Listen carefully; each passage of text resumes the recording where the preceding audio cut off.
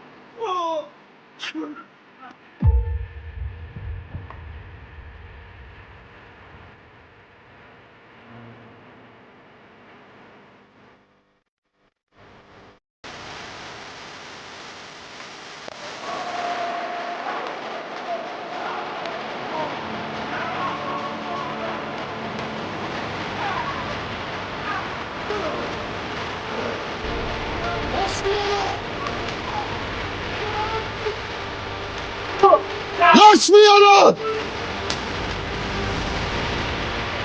Allahu Ekber!